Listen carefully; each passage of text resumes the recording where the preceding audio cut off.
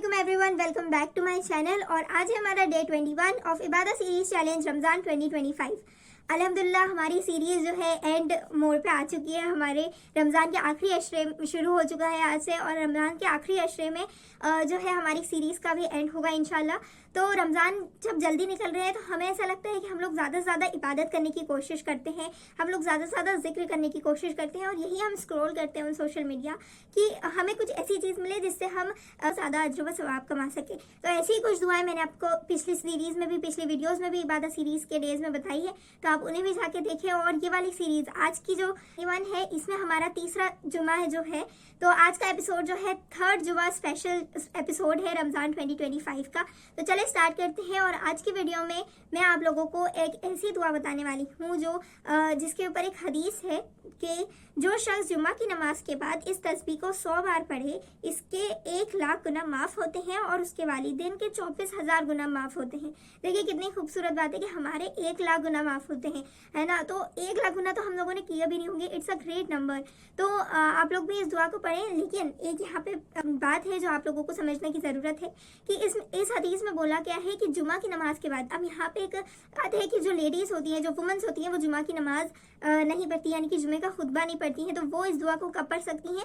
तो आप फजर की नमाज के बाद, जोहर की नमाज के बाद, असर की नमाज के बाद और सारी 5 टाइम की नमाज के बाद इस दुआ को पढ़ लें।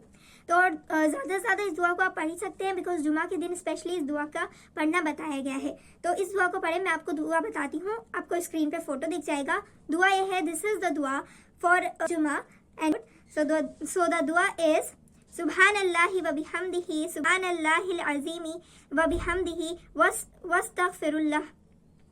मैं आपको फिर से रिपीट करके बता रही हूँ, सुब्हानल्लाहि व बिहम्दिही सुब्हानल्लाहिल अज़ीमी व बिहम्दिही वस्तगफिरुल्लाह। सो ये थी हमारी दुआ जिसमें हम अल्लाह ताला की बढ़ाई बयान करते हैं, अल्लाह ताला की तारीफ करते हैं। इसमें glory to be to Allah who is all being. तो हम लोग इस दुआ में अल्लाह ताला की तारीफ करते हैं। मैंने अपने पिछले 2 एपिसोड्स में, जुमा स्पेशल एपिसोड में जो कि रमज़ान 2025 में गुजरे हैं, उसमें मैंने आपको सूरह कहफ की फजीलत और सूरह दुखान की फजीलत और सूरह यासीन की फजीलत बताई है जुमा में पढ़ने की।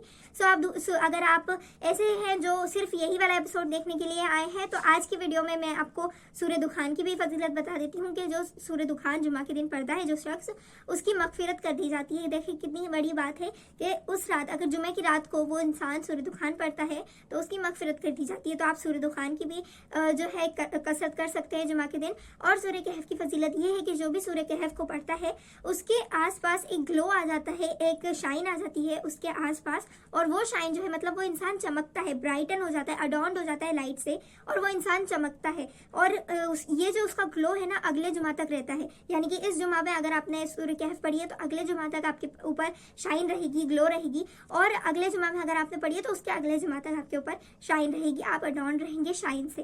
सो ये थी सूरह कहफ, सूरह दुखान की फजीलत। आज की वीडियो में मैंने आपके साथ दोनों शेयर की। और तीसरी जो मैंने आपको बताई है वो एक तस्बीह है जो कि आप कसरत कर सकते हैं जुमा के दिन, और स्पेशली इस दुआ का स्पेशली जुमा के दिन ही कसरत से पढ़ना बताया गया है। सो ऐसे ही इस्लामिक वीडियोस के लिए, नॉलेज के लिए हमारे चैनल टिप्स स्ट्रगल को सब्सक्राइब करें। Thank you.